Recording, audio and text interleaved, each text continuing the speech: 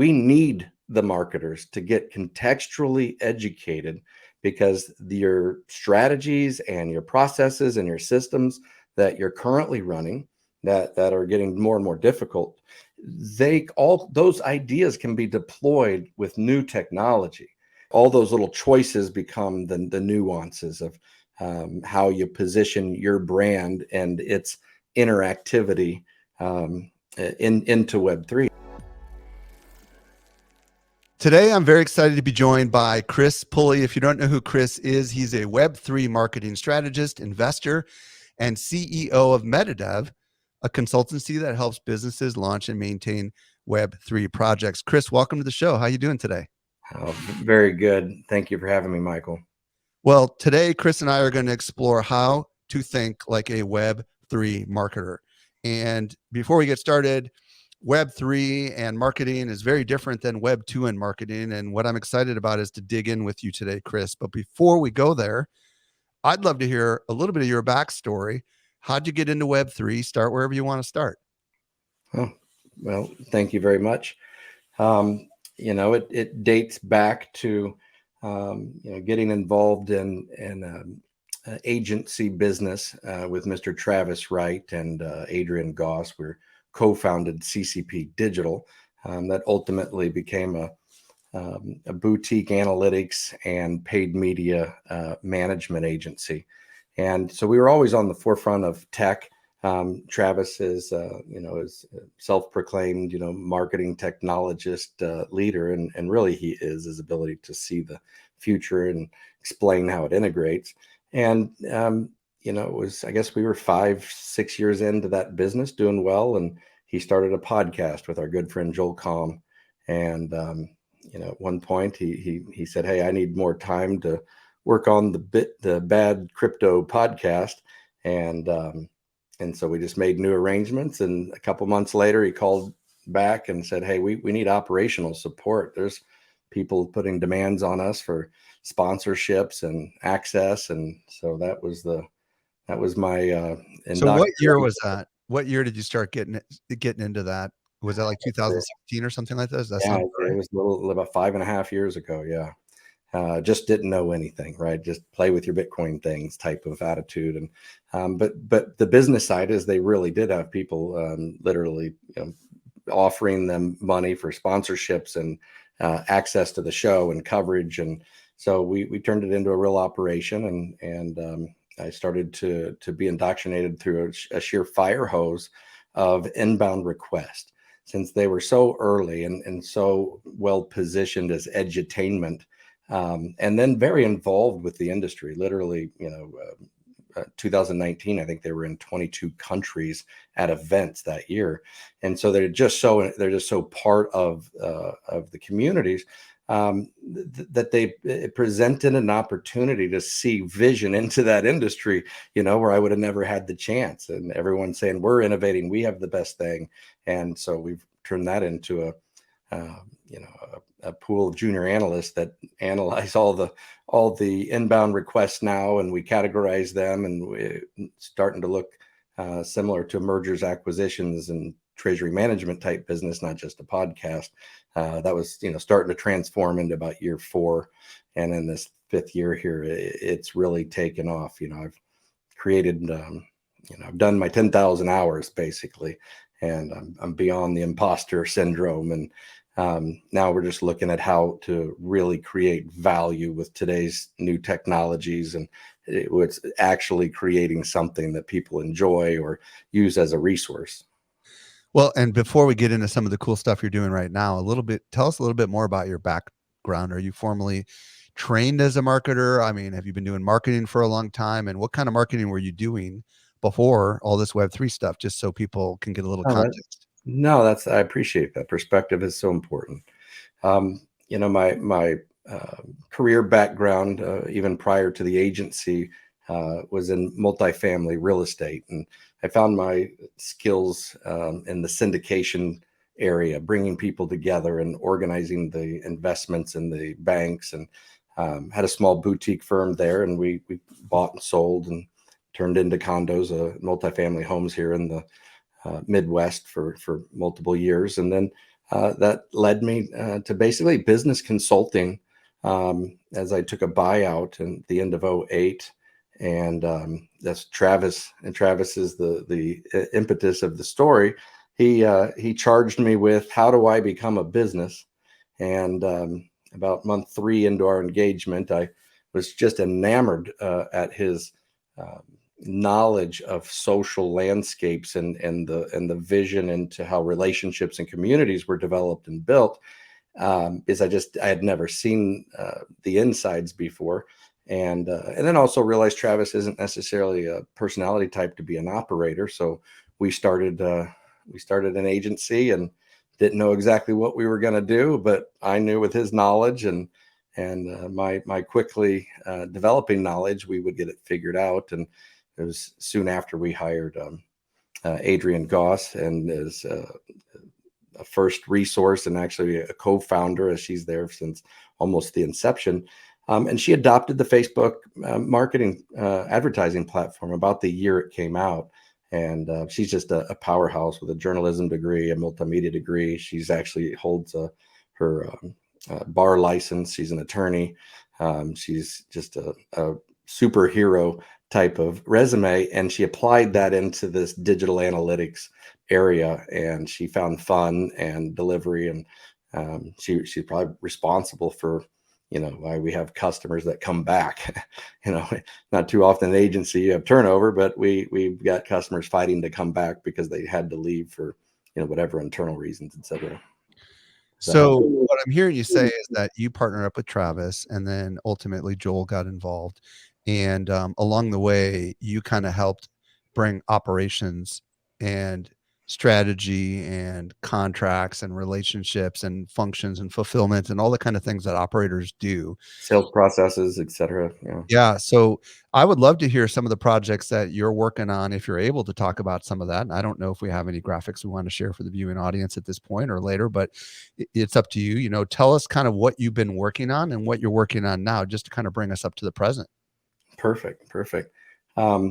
It's probably a lot in that transition story. So we've transitioned CCP Digital as a traditional paid media and strategic advisory business, and turned the resources to the Web3 industry and our pinnacle media asset in Bad Crypto. And we've developed multiple owned assets now in the industry, and publication relationships, owned, managed, and partnered.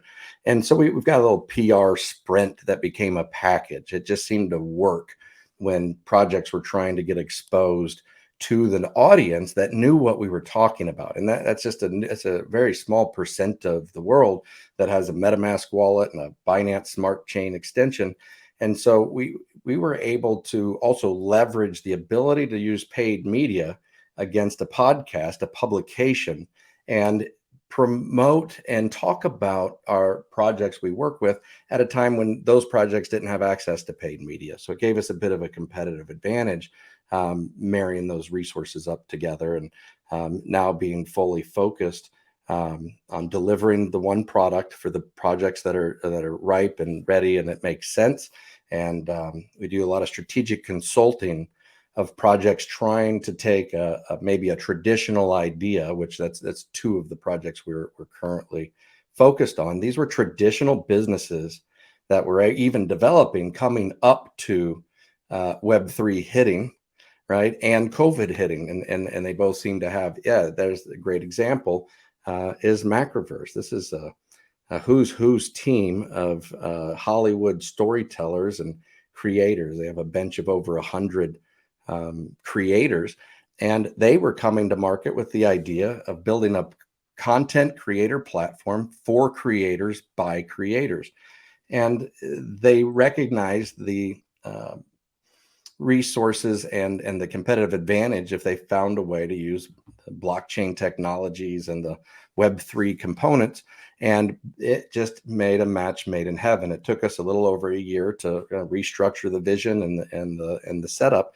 But today, somebody can go and create a custom avatar that becomes their ticket into the master storytelling class. Each month, they vote people into the storyline of already created comic series.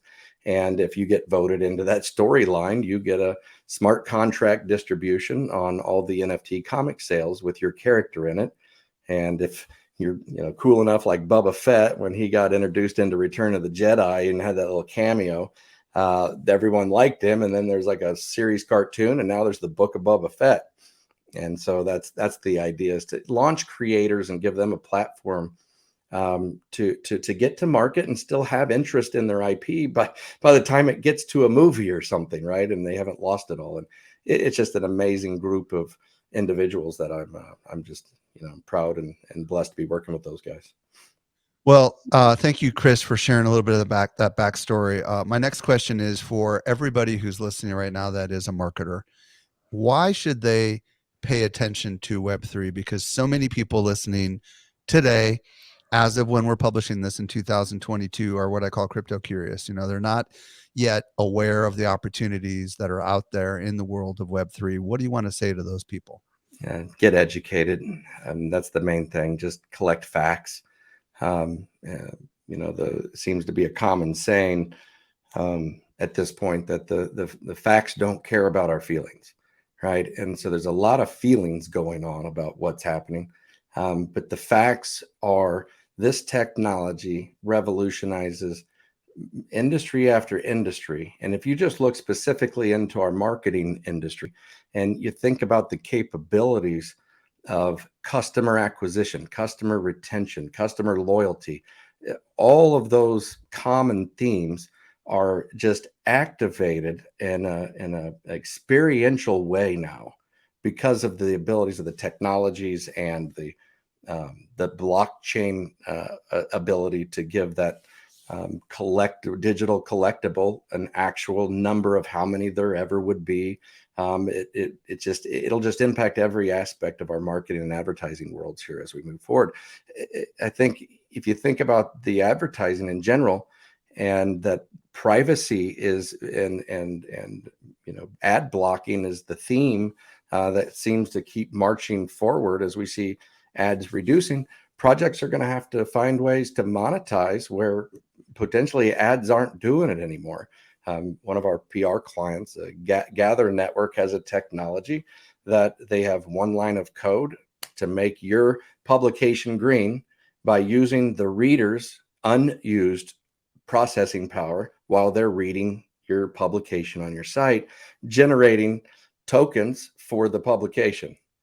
And we see this coming very quickly. It's already being initiated, and there'll be a tipping point where the proceeds from the unused processing power is going to be more valuable than the ad revenue. And we believe we'll see a flip here in the next 3 to 5 years.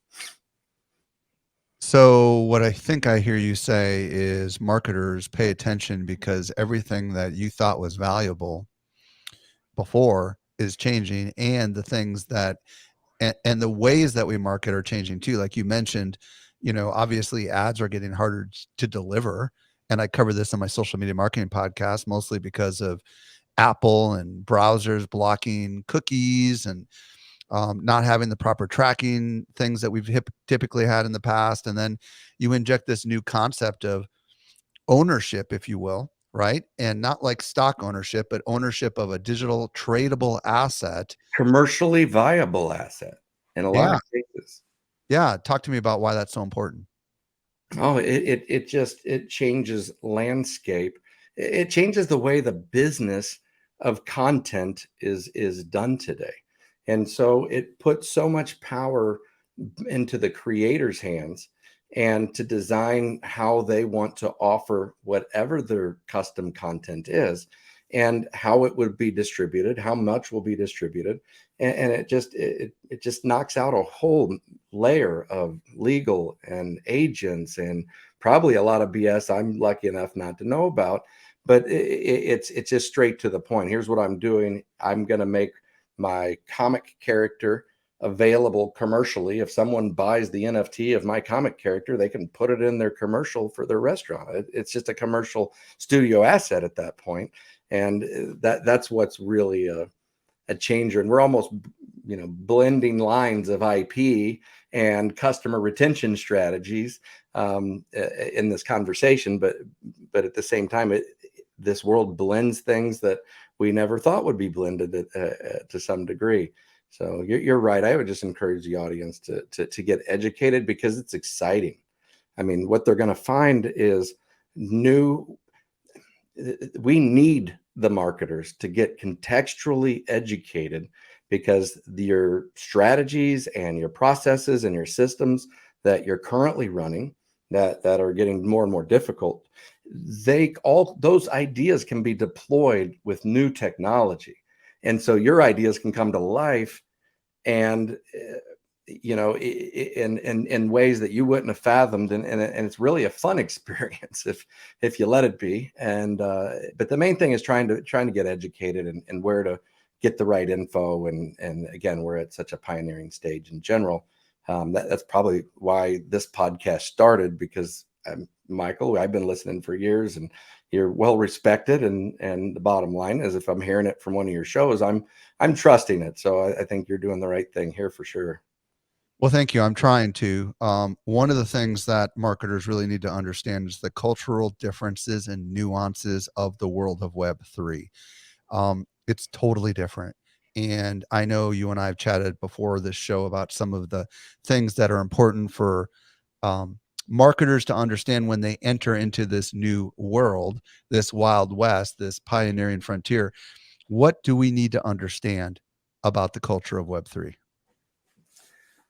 Well, my vision into the culture now has two sides. The vision into the enthusiast market, the technologists that are driving innovation, to almost touching the roots of Bitcoin and its anti-establishment, kind of under theme. And so we feel that culture. But then we've really matured in this last year, and we're working with, again, outside projects getting into that culture. And so your question is exactly what they are asking, right? Like, what chain? What does it mean? Chain isn't even just tech now. It's a culture, it's brand, it's community. So choosing a chain and choosing a delivery model and communities to be associated with, so that so you're accepted into the Web3 world with some allies, right? And so that's all those little choices become the nuances of how you position your brand and its interactivity into Web3. And every brand and business is going to be different and have different opportunities to take advantage of the technologies and the growing communities that are happening. But at the core, to maybe give a foundation, it's a collaborative environment. It's just extremely open source, open, collaborative, and it's almost takes some adjustment, because it's almost like everyone's building Web3. They're building the metaverse together, and that's been one of probably the more refreshing components of the culture. Yeah, I want to talk about this for a second, because this is really important, I think, for everybody to understand. First of all, you said anti-establishment, and then you also said collaborative and open source. So for my fellow social media marketing marketers who are listening to this is absolutely the opposite of what it is in the world of social marketing. Because in social media, you have one man, his name is Mark, who controls nearly everything that happens in the world of Facebook and Instagram. And you've got a couple more people, TikTok and all this stuff, but it's very much not anti-establishment, and it's very much not collaborative. It's very much, here's what you can do and here's what you can't do. Do not violate the rules or you will be deplatformed, right? But in this new world, this is an anti-authoritarian world, or at least the people that have been in it for a while. Community managed world, maybe. Yeah, they tend to be libertarian. They tend to be very much power to the people, not to the man, quote unquote. And the idea of open source is also extremely foreign in social marketing world. The idea that Mark Zuckerberg would release his code and let the whole world build on top of it is just ridiculous. It would never happen, right? So help people understand like the cultural careful steps they need to make when they move into a world that is super collaborative, super open source, and super opposed to centralized authorities trying to swap up everything. Like, that's important, right? Yeah, but I think we've crossed a chasm there where there's a line being drawn, and um, through um, policies being made and laws being made, lines are kind of starting to shape up, and so I find myself living right on the line. So I live in the United States, and I abide by all the rules I've got to abide by here, and so but I do get to see the global community in action and see where it's completely open and community driven. So I kind of ride the line of the two, because that's where commerce is, and it's just what I'm built for. But the question would come down to the first question the marketers should always ask, and that's, okay, who am I messaging to? Who am I communicating to? So with that information, then I could tell you where you need to adjust. So if you are a um, a project like Digital Self, that had been planning to deploy in 2020 as a metaverse Web3 integrated live entertainment and sporting industry, where you can attend sporting events and the headset live at the event using virtual reality, and then COVID almost put them out. Well, we've been working with them for a little over a year as well, similar to Macroverse, and then restructured to, he still, Craig Muir, the founder of Digital Self, still has to message to the general public, right? Because these are teams, these are live events, these are fans of people. So we built this with both communities in mind, the ability to transact with multiple e-commerce type abilities, wallets built into the system, so no one has to worry about how they set one up. And if they ever want to take their NFTs out of Digital Self, they'll have to then set up a wallet and learn that stuff, but they could still own them in there. At the same time, we give the Web3 community in the know the ability to come anonymously, connect a wallet, make a purchase, and leave, right? And so those are kind of the who's the customer. And now we've got a new set of customers that we didn't experience, and they have a lot of valuable tokens they can turn into money. And you want to make sure that we're communicating with them, including them, and designing systems and interactions that that are an opportunity for them to engage. Well, and I want to dig in on this a little bit because I think this is really important. The smaller existing, what we call degens, right? The people that have been at this for a while that tend to be highly technical, tend to have invested for a while in crypto, tend to be very active inside the crypto community. These people tend to be more the collaborative, open source, anti-establishment culture.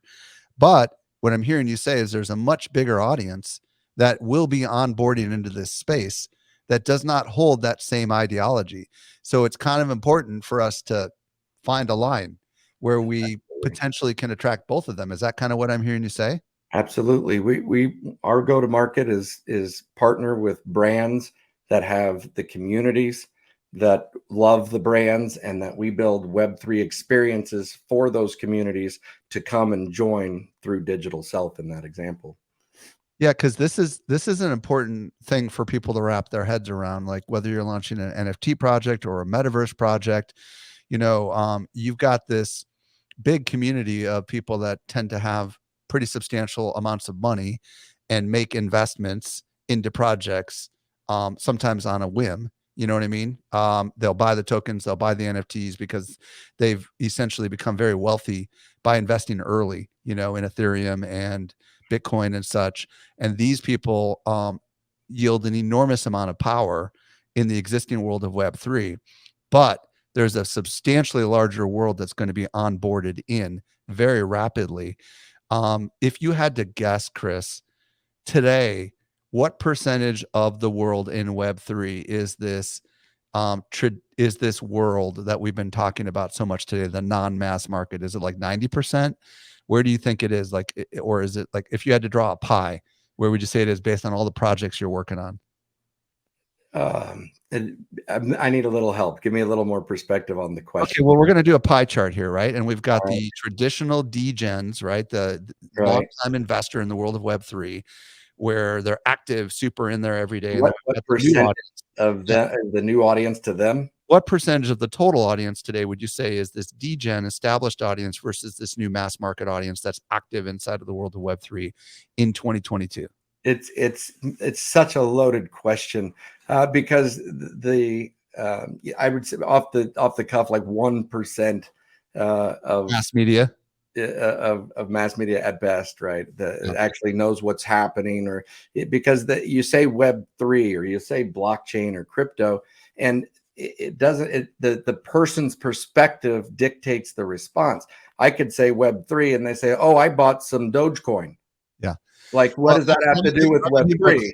instead of saying what percentage of the mass market, I want to know what percentage of Web3 you believe is mass market, like 1% of Web3. Yeah. So that's important for everybody to process, right? This means that the people that are investing in tokens and NFTs right now are overwhelmingly what I'm going to call crypto native. They're the people that have been in it for a very, very long time. And I think that's important for people to understand. And this is why, for example, I think Gary Vaynerchuk has done a really good job with his projects. He has gone out of his way to educate his much larger audience that is not crypto native, even when he launches V3. Massive educational campaigns, knowing the bigger audience is the audience that's not yet in Web3, but at the same time, also having to cater to the existing audience that's in Web3, because those are the ones that are going to invest, right?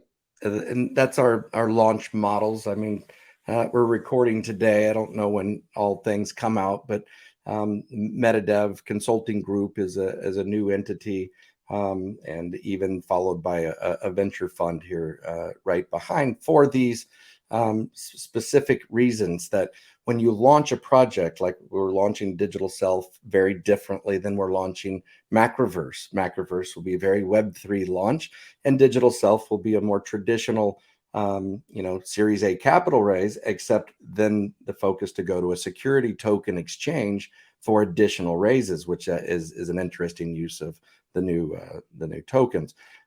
So when you're going to raise, if it's a traditional type raise, then you're going to go to traditional people. But if you're going to launch a utility token, and that's going to be the economic impact to the project, it's a whole different set of legal entity structure, partners, marketing and agency partners that understand the less than 1% of the world that's got a wallet and what can come participate that way.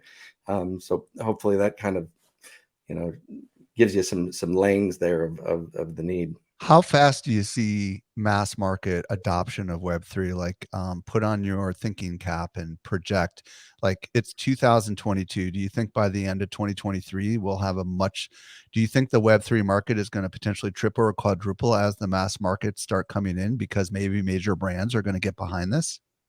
I think the question is, like, what's the definition of Web3, right? Like, Well, when I say Web3, I'm talking about NFT launches. I'm talking about social tokens. I mean, those are the main, or tokens in general. I'm talking about anything under the crypto umbrella, like somehow, some way, it's a digital asset that they're purchasing, or a digital currency that that's my take on it. or like Joel Comm, one of the partners and co-host of Bad Crypto, he's involved as a strategic lead on the Sylvester Stallone project right now, where there's an audience being developed of learning about what he's about to launch, and he's going to sell NFTs that are collectibles. Some of them will have access. I think if you collect 3 of them, you get an in real life experience annually with Stallone, and so it's so interesting on how you put it together. But we're going to be relying on educating a new audience and building a Web3 audience that's interested. And really, the tactic right now, at least at this current stage, is to build a project that you can see is going to be retail exciting, and then tell the crypto audience that it's going to be retail exciting. And then you get a really nice launch, because they want to speculate and pick up everything before retail gets there. Fascinating. So back to my thoughts on the prediction. Do you anticipate mass audience being here in the next 5 years, or how long do you think it's going to take before, and maybe we won't use the words NFT, and maybe we won't use the words Web3, maybe we'll just call them digital collectibles, irregardless. I'd even say just Web3 technology. Don't to even take the collectible out. It's just a little piece. People will be using Web3 technologies and not even knowing it in the next 24 months. Got it. So you see massive change happening in the next 2 years. Yeah, because the brands are adopting and they're making big moves and they're integrating and they're learning. Disney's launching their own NFTs and NBA Top Shots, and they're all fumbling around, making some money, not making some money. But it's being integrated and tested regularly. Millions of dollars are coming into this world. We're awfully sought after because of our position that we're lucky enough to be behind a generation of demand of information. So it's exciting, and I think it's coming a little bit faster than most understand. Let's talk about launch strategy. We obviously have launch strategy for existing Web3 audiences, and we've got launch strategy for the mass market. How do we need to be? We've kind of alluded to the first step, which is who are you trying to reach, but what else can you share with marketers that might be insightful once they know if they're trying to reach the mass market or the Web3 audience as far as their launch strategy goes? That's a great question. And there's the secret sauce here is community development. And so how and where are you going to source your community to get interest? Where are you asking them to convert to have engagement with you, real engagement, so they actually know what you're launching? And so this is like, real relationship stuff, not just, send a bunch of numbers and take your small percentage. And so the new model and the ability to launch projects and this new utility token model that adds a unusual economic impact to this ecosystem, it's important for the marketers to understand that on our side, we're always funneling to, today it's Discord by almost necessity. Telegram was where communities were being built, but it's no way to manage who's there and how it works. And so project launches, if you think about the Planet slide that Joel's working on, they've got about 25,000 members in their Discord audience today that's active. They have 9,997 NFTs total to sell. And if you buy 3 of them, you get an in real life experience. You start to see the economics really quickly, right? That's potentially going to be a really good sale just by having too much audience, the initiative to buy more than one. And then here we go. This is all there ever be, and it launches. And so maybe that's a pretty decent vision into the economics you want to build, because you just got to build real cheerleaders. People really think you have a project that's worth, being there and waiting, learning, cheerleading along.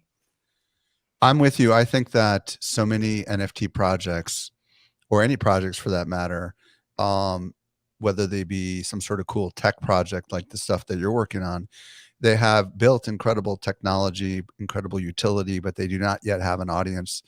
And you and I both know what happens when you don't have an audience and you don't have a community. It's a failure, right? Or it takes forever to launch and then you lose your investors, right? So you mentioned Discord is kind of where it's at. Do you have any tips or any advice or any strategy on like how to really because it's one thing to have a follower, I come from the social marketing world, and I know that those numbers are technically vanity metrics because I belong to God knows how many Discord communities. You know what I mean? Oh yeah. So it's one thing to have them. It's another thing to actually develop the community. Any wisdom or thoughts on how to do that? Don't underestimate the value of a community, a Discord community manager that's experienced. And so we're finding that to be one of the needs. We're hiring quite regularly for projects we're working with, and created some best practices, et cetera. But there's lots there. There's you build bots to answer the questions that become common. You have a bot to greet people and show them around, and so it just gives you leverage. But someone's got to be there, like someone that people realize, hey, that's Aspen. She's one of our internal community managers. She's amazing, and people love her. And they ask for, whatever her call symbol is on the server she's managing, because she cares about the people and she's doing her job to shepherd the audience and with the project's needs. So I would just say, really, it's a tough one. Discord is not easy if you hadn't lived in that world.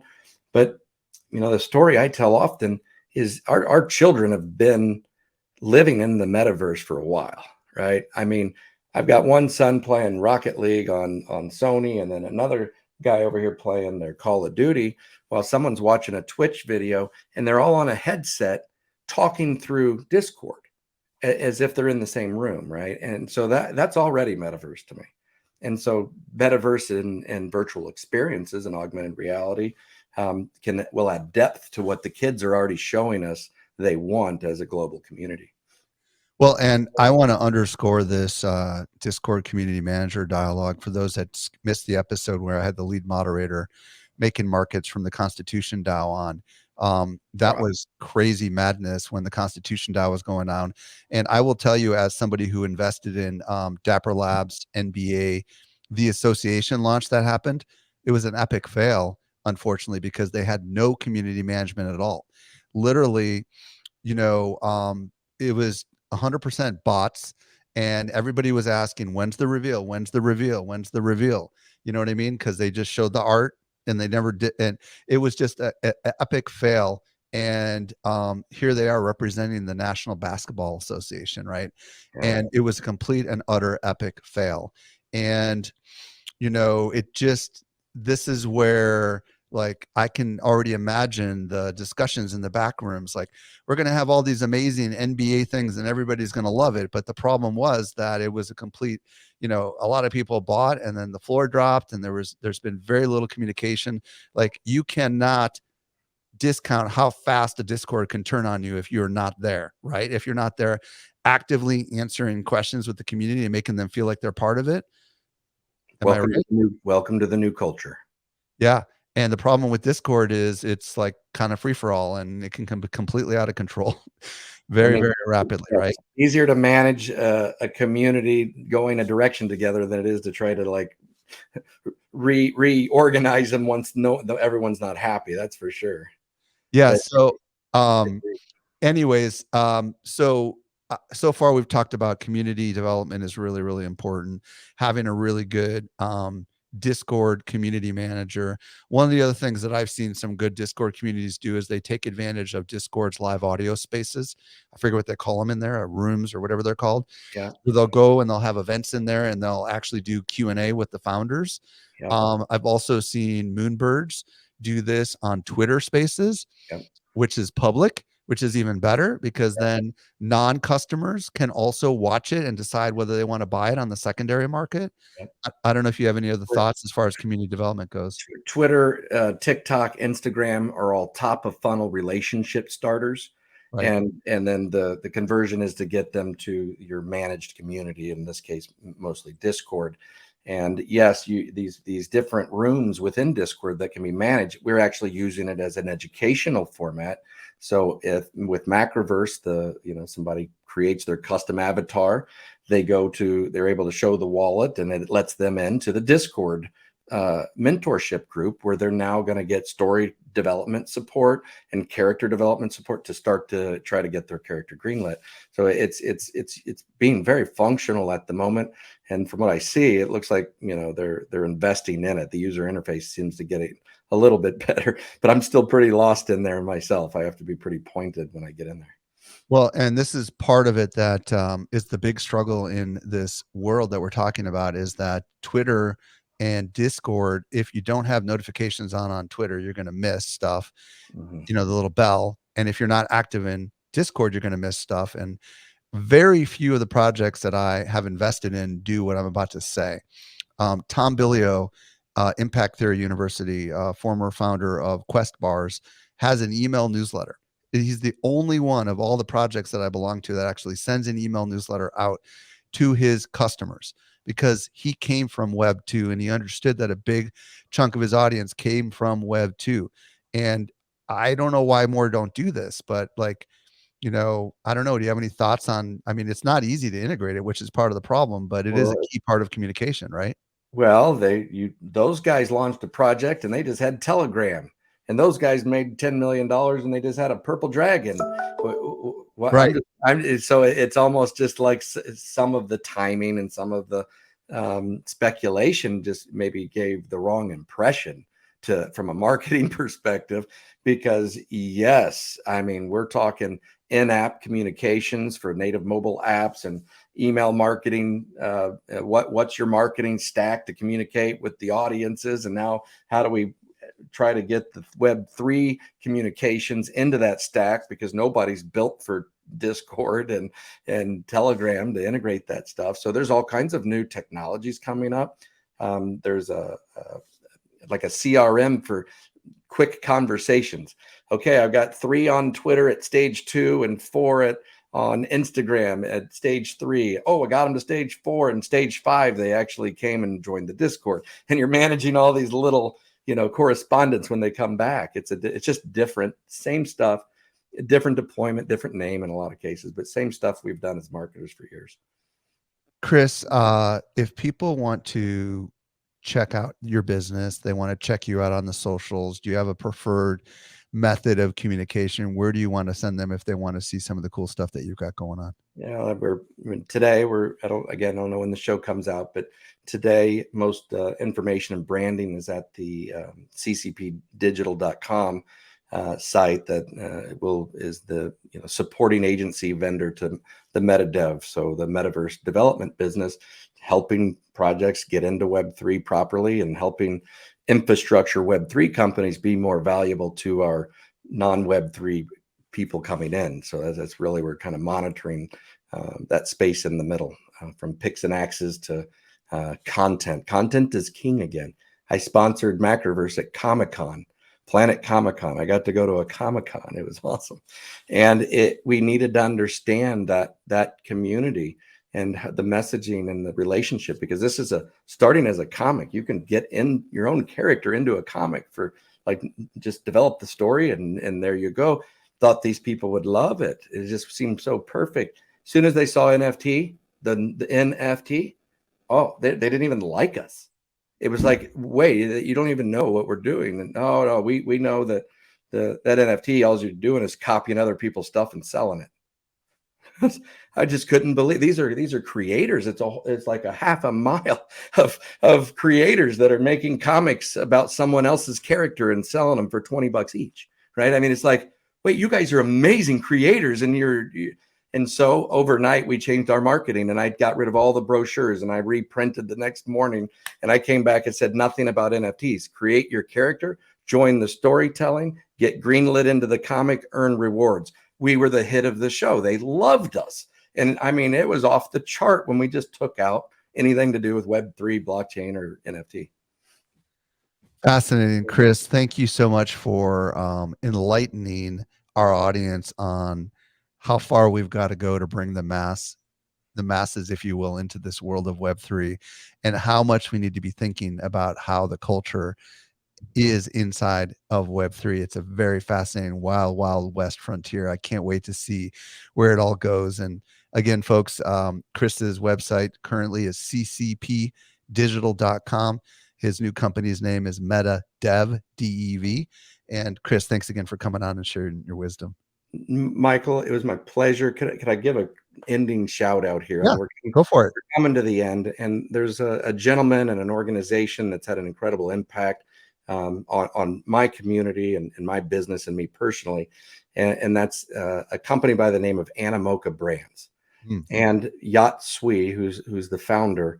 The story is absolutely phenomenal, but we were working together as he started his acquisitions of projects to bring Web3, kind of where I cut my teeth and learned from Yat and helped with the PR behind those businesses. But we didn't know we were building Web3. We didn't know we were building metaverse, right, at the time. And really, if I would even encourage others to go find the talks by Yat Sui. He really has articulated this open metaverse collaborative environment, and almost to a call to arms nearly, that we will end up in an oligarchy, run by the man, if we all don't collaborate and build our own open metaverse together. So there's choices. Wow. Great way to end it, Chris. Thank you so much again for coming on. Thank you.